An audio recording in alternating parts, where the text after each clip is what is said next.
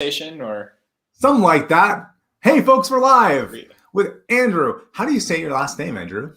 Andrew Choflet. So a lot of people think it's like the French, like, oh, Choflet, but fun fact, I actually don't even have any French in me, but I do have some Italian shortened from Ciaffoletti. So yeah, Andrew Choflet.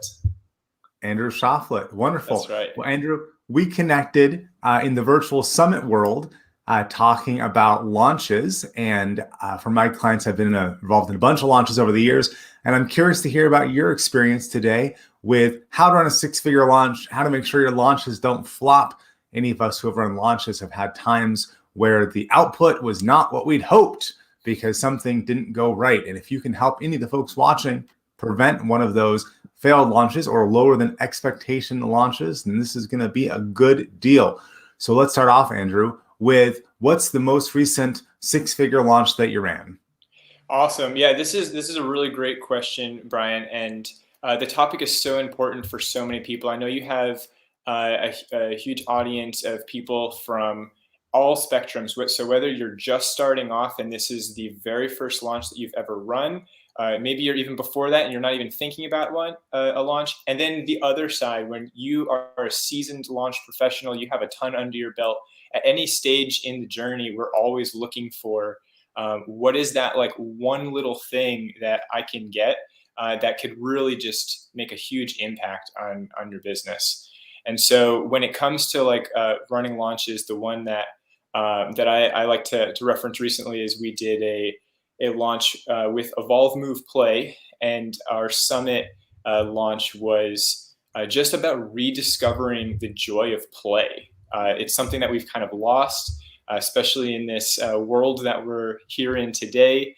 It can be a bit tricky sometimes to feel like, can I even get outside? What does it mean to like reconnect with my body, with other people? And so we just wanted to really make that resource available to people and take people on a journey. What's one thing you did with that launch that you feel was what helped it be successful? Really, the number one thing is just understanding what is the customer journey. And so some people talk about this in different ways. It means different things to different people. But the way that I like to think about the customer journey always starts with what is the number one problem that we're trying to solve for people. Some people like to skip this step and they're like, oh, I understand my people. I've been in this space for like 10 years or whatever. And when you're in that space for a long time, sometimes your assumptions are spot on. You have this great intuition. But sometimes there's a very particular type of thing that your audience is running into, and you want to really be able to have the language to speak to where they're at, and then the implementation to help them take that next step. And so that's really when I talk about customer journey, the principle behind that is how do we have empathy for where the person is today, and then how can we equip them with the tools to help them take that next step. How do you figure out where they want to go? Oftentimes, if you ask someone, what do you want to do? Maybe they don't know exactly, and you sort of have to lead them while also remaining authentically in conversation with them about what they actually want. So how do you do that with Evolve, Move, Play? Absolutely. So we do this thing, and I know you've had Stu McLaren on the show in the past. Mm-hmm. And he gives really good language to what we call the success path. And so for us, we identify what does the success path look like. And so at Evolve, Move, Play, we see people who like on the ground floor are just kind of like looking at like YouTube videos or like people moving, and they're like, wow, like that looks like so much fun. Our type of movement isn't like traditional fitness. It is just very functional. It's like, how do you use your body to be useful and like be creative with it? And so there's people in the front end who they're in that fitness world, and it's like, I don't know what movement really looks like. And then so let me focus in here. How did you come up with the success path? How did you actually figure out step 1, step 2, step 3? Perfect. How did you figure that out? Yeah, perfect. So we would actually start with the success So our success path would actually start at the end. Where is the destination that we want to lead people towards? What is like the full expression of what we're trying to do? And we might need to be a little creative in the beginning. Maybe this it's good to just kind of set like half a day, full day, just out at the park. Give yourself the space to just breathe, take a moment to to unplug a little bit, and then just like dream. Where do we want to take people? If you have some data to influence where that is, maybe talking with some of your customers, like people who are like engaged in your world at the highest level, it's great to have some conversations with them. But that's actually where I would start, is like start with the end in mind, Stephen Covey, and really craft out what that looks like. And then we'll go back to stage one and figure out where do we think people start. And then we'll start to fill in the stages in the middle, which will inevitably evolve over time. And once you have the success path done, how do you transform that into a successful six-figure launch? Yeah, so the success path is going to translate in a few different ways. So we'll have a success path, which I like to think of for the overall customer journey. And then we're going to pick one or two of those stages, and then we're going to drill them in for a particular product. So let's say we describe this is level 5, is like the ultimate transformation of where we want to go. That's the description. We have maybe these milestones of like, what does that look like day to day on the ground? What are you going to achieve?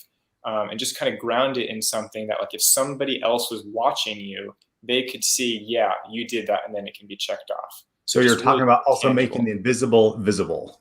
Exactly. Make the invisible visible. And when we can do that, then we are very clear on what is it that we're trying to do. When we translate this down to the launch, what we want to do is take a look at where are we launching to and from. So if we're launching for a product right in the middle, and that's going to look a little different than if we're launching to the front end or on the back end. And one product may launch into another. So typically with launches, people are just thinking about, I want to get my message out to everybody and cast a big net. And maybe I don't want to be pigeonholed down into, a particular niche because my product is for everybody. And that's a conversation that really finds its home in this customer journey with the success path. So that way, when we do start that stage, we can be more prepared to have the appropriate conversations at the appropriate steps. How do you know when your success path is good enough to actually start planning your launch? Yes, this is a great question. So the success path will always be changing. And as somebody who loves like data-driven processes, and I want to like prove demand before I show up, I have a bias towards research, and research can sometimes be a great form of procrastination. And so I have to be careful, both for myself and then with clients that I talk to, when it comes to when is good enough good enough.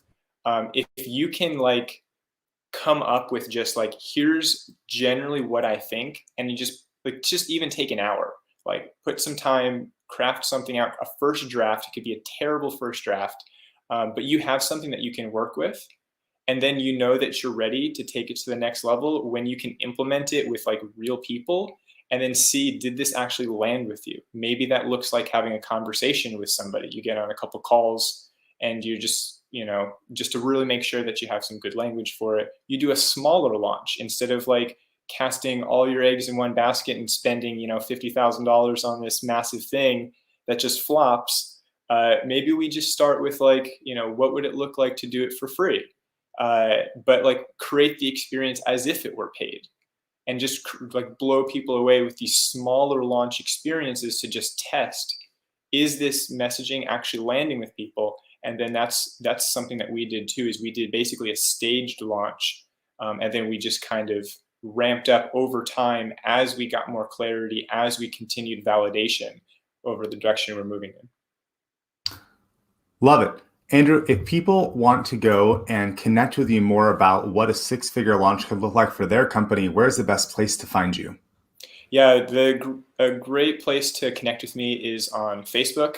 You can find me Andrew Choflet on all the other channels too, Instagram, LinkedIn, or just send me an email, andrewchoflet@gmail.com. But send me a message on Facebook. That way I know you're not a creeper and you just want to be a good friend. And I'm always looking for making good friends and having conversations. So Great. Thanks for looking your time forward to today, Andrew. talking. Cool. Thanks for having me, Brian.